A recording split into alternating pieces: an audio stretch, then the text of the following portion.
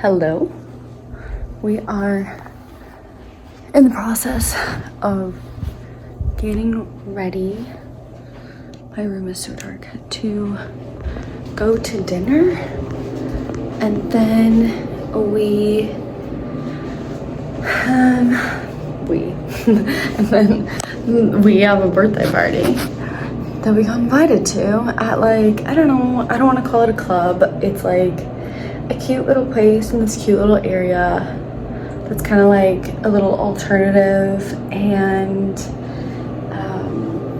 they have a DJ, and sometimes it's Latin night and there's dancing, and it's really cute. And today I'm feeling very, like, I don't know, low-key, kind of lazy. I don't like that word, but low, I don't want to say low maintenance either. Just low energy, not low vibes. I'm in a good mood, but just like not in the mood to like do a whole thing. And so I'm gonna go to dinner. Then I'm gonna see how I feel. Might pop into the birthday and then leave and come home. Might just come home afterwards. Just gonna see how I feel. And I'm gonna find somewhere to put you while we pregame. Probably gonna end up putting you here. As awkward as it is. My pregaming is not alcohol or anything. When I feel kind of like energetically speaking, I rubbed this on and this on. This is my godsend, holy grail for everything. And I already did the rest of my body, but you don't need to see that on camera. I don't know why people don't have boundaries these days and like are half naked on camera, scrolling, whatever. That's because I gotta end my birthday. That's because our life is fueled by sex. Anyways, but we're gonna do our arms.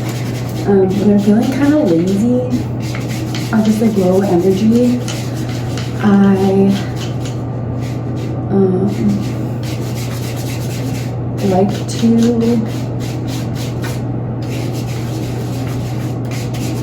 just dry brush to get my lymph system moving, because it tends to wake me up a little bit and like give me a little boost of energy.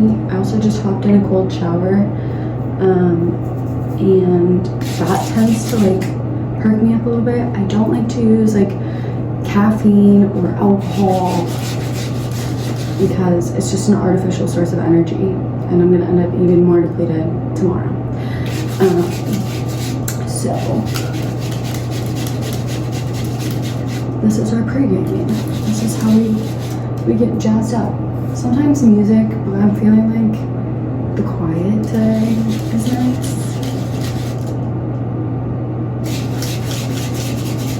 And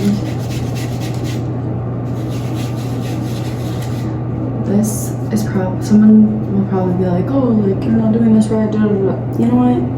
No one's perfect. Nothing's ever gonna be perfect. This is what works for me. This is the way I do it. I don't really, perfection never got me anywhere. Anyways,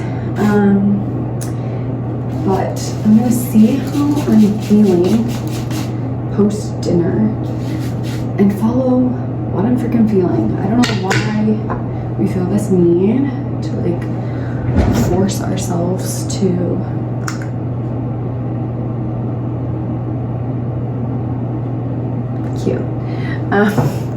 to force ourselves to like hyperextend ourselves and our energy and like convince ourselves to go out or be friendly or whatever if we're truly like not feeling it. I think it's because we have FOMO and we see all these people's lives on social media, and I don't know, but I'm giving myself permission to just be like, I'm gonna go eat some food at this cute place that I've never been to before. It's like a wine bar. I don't drink, but it's a wine bar. They have mocktails, and I've crafted the ability of ordering cute little mocktails wherever I go, even if they're not on the menu. and get some dinner, get some food in me, and then kind of reassess where I'm at and how I'm feeling. I'm not doing anything crazy. I'm gonna move it around so you can kind of see me more. I'm ready. Maybe that works. Maybe that doesn't work. I don't know. I'll stand back here so we can chat. But not doing anything crazy makeup wise. Pretty much low maintenance. I don't like that word, but low maintenance today. But yeah, I just think that we like force ourselves to do things when we're not feeling it, which is like a direct result why we, I don't know, aren't in the right place at the right time. I've just learned not to do that. I feel like nothing good ever comes from it, and I always feel like shit the next day, even if I don't drink. So I'm gonna kind of go to dinner, see how I'm feeling, and then might pop in, say hello to everybody, and then kind of go home, which is also okay. Or I might just go home. And although it's someone's birthday, it's okay to take care of myself and what I need first. And yeah, so it took me a long time to realize that, but you're allowed to say no. And also, I think the idea of fun these days has become actual chaos. Like, you don't need to like go out and fuck up your entire body and life to like have fun. That's not fun, that's chaos. Fun is fulfillment. If you wake up and you're more fulfilled, or if you leave and you're more fulfilled, that to me is fun. I don't think it's fun to wake up completely depleted and a hot mess. Sorry, but it's true. And like glorify fucking up your life in the name of fun, as well as your body, and also disrespecting yourself. Even if you do drink, I don't think that's just not what I've discovered to be fun. And trust me, took me a long time to figure that out myself. Caused a lot of chaos and a lot of turmoil and a lot of problems for myself by having that ideal of fun, and it just was never worth it. It was never worth it, honestly, when you think about it. And I think so often today we confuse chaos for fun. So I'm going to eat, see how I feel, kind of go from there. But I was talking to someone today. Also, don't think we need to, I think the other reason why we agreed to like a bunch of stuff and filling up our calendars is because we don't know how to get comfortable slowing down. We like are always on the go and rushing from here to here to here. And it's just like, we're afraid to be with ourselves. We're afraid to not be occupied, whether we realize it or not. And then it's like, you have to like, and you're not fulfilled. So you're kind of like running from something, I feel like, when you're there. Running from the realization that you're not actually fulfilled. Real pleasure is slow and lasting and enjoyable. It's not fast and chaotic and crazy. That took me a very long time to realize too. And I think this artificial idea of pleasure, we have learned to chase it. So we run around from here to there to here to there to here to there, filling all these gaps and stuff, and in this constant rush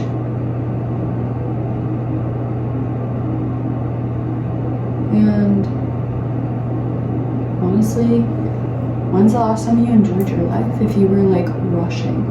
Think about getting ready. When you had to like rush really quick to get ready. Like, I enjoy getting ready. It's like therapeutic, and I feel like that's for most women. Okay. But it's not enjoyable. It's not really fun. Actually, you can't even like really tell whether you're having fun or not when you're rushing. Kind of loses it. You're just kind of like going through the motions. And I was talking to some girl I met today while I was taking my dog out, Karma. I'm gonna get closer for these and get in there a little bit more. I was talking to a girl today, and she was talking about how like she's in a she feels kind of like outcasted because she's been dating her boyfriend for like a little over a year. They're not engaged yet. They don't live together yet. She was like talking about her how they're like trying to find a house and want to be in a house, and like she has this checklist, the stereotypical checklist for like where she should be and what she should be doing, and like her job and his job and all this stuff. And I've experienced that in my own life at certain points, and I think that's relatively normal. But I've learned, like, I've spent 90% of my life, like, well, not 90, I would say my adult life, like rushing to hurry up and get whatever it is that I think I need to have this sense or perception of being whatever it is that I think I need to be. And my life didn't go according to that at all.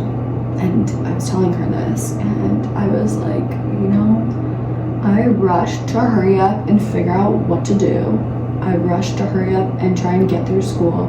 I rushed to then hurry up and try and get through another sector of school, or actually to get into law school, then to hurry up and start law school, and then to hurry up and get done with that, then to hurry up and get a job at a law firm.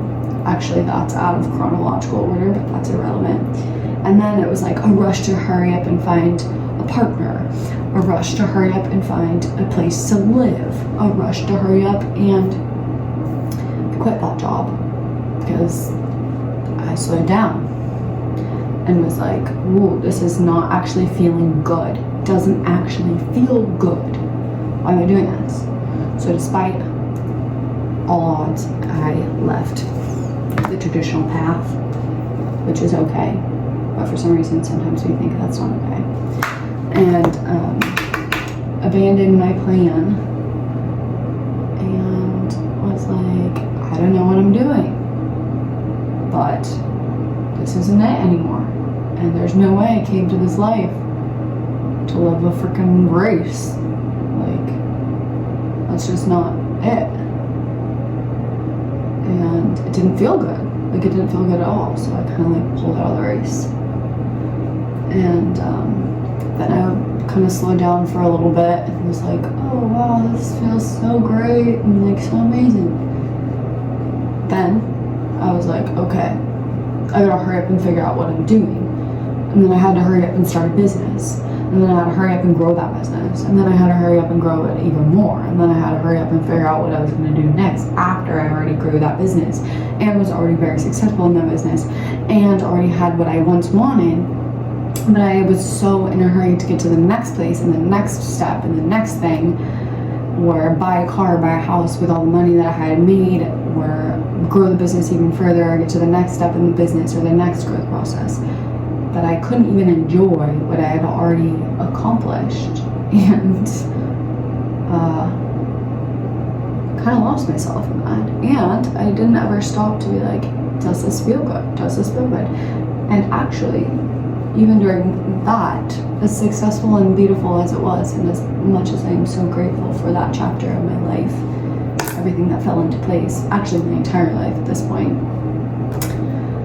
I had feelings occur so many times while I was doing this thing that looked really cool on the outside, right, and on paper, that it just didn't feel good. Like, it didn't feel good. So then I was like continuing to do the thing that didn't feel good while still searching and trying to figure out what I was going to do next and what I was going to do next and all these things, and I was in a rush. Nothing, and also relationally speaking, every person that I was in a rush with, like when I was in a rush, I met a lot of people who were also in a rush, and it was all based on fear, and then we came together and it was like a big bomb exploding. And I had a lot of toxic, tumultuous, I forget my nails are real, so I'm like worried about them falling off for some reason, because I'm like, oh wait, they're real, they're not press-ons, Lindsay, brain. Anyways, it was I was in these toxic, short-term, like fast and furious, like super passionate, but like, you know what I mean, those relationships where it's like they are really passionate and instant and all these things, but they aren't consistent or reliable or safe, and they're toxic, and they come in really quick and they go really quick, and then they come in again, and yeah, all that stuff. Had a lot of those, learned a lot from them, but it was all because I was in a freaking rush to have whatever it is that I thought I needed to have, and was ignoring my actual feelings of like what felt right, who didn't feel right, and all of that stuff. So, lesson learned. I think we're, at least in the United States, that's kind of our MO of our society, like to hurry up and rush, but you don't actually live your life when you're rushing. Like, you don't ever actually get to live. And the sad thing about that, especially in relationships, is you don't actually get to connect, like, with a person. You don't actually like get to know who they are, because that takes time, and you don't actually get to know who you are in connection to this person when you're in a rush. And so I'm sitting there today with this girl I don't really know. Sure, that works. Having this conversation with her, and I was like, wow, if I would have had somebody to tell me this a long time ago, I would have saved so much time and energy doing things, spending time with people. I don't know. I think when our battery is low from running around like that, it really hinders us from trusting our intuition, or even like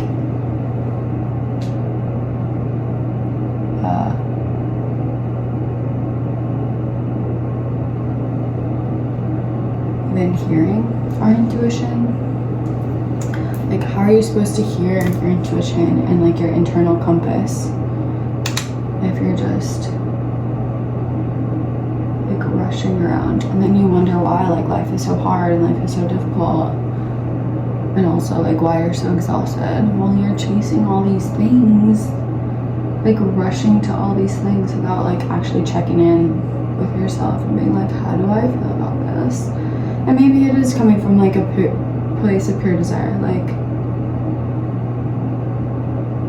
I really did want a relationship and a partnership and all like these things when I was rushing around. There was true desires there, but the way that I was going about it and where I was at trying to find it, no good came from that. And I could have saved myself so much time and energy. Also, probably who and what was more aligned to me would have found me a lot quicker if I was doing what I felt. That's the thing about life and tying in manifestation into this whole spiel, is that I don't think that when you're manifesting your life, which we always are, whether you believe that or not, you don't need to do all these crazy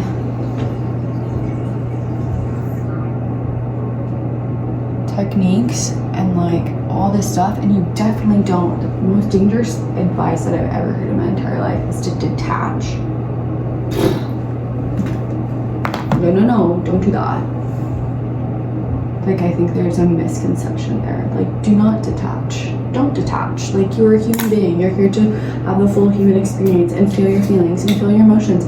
And like, those are your guidance system, and they tell you where to go and like what to do and who's right for you and who's not right for you. And if you are anxious about a job or a person or any of this stuff, one, check your thoughts. If your thoughts are positive about yourself and you have somewhat of confidence, right? Nobody ever has perfect confidence because we're human, we're imperfect. It's not going to be consistent all the time.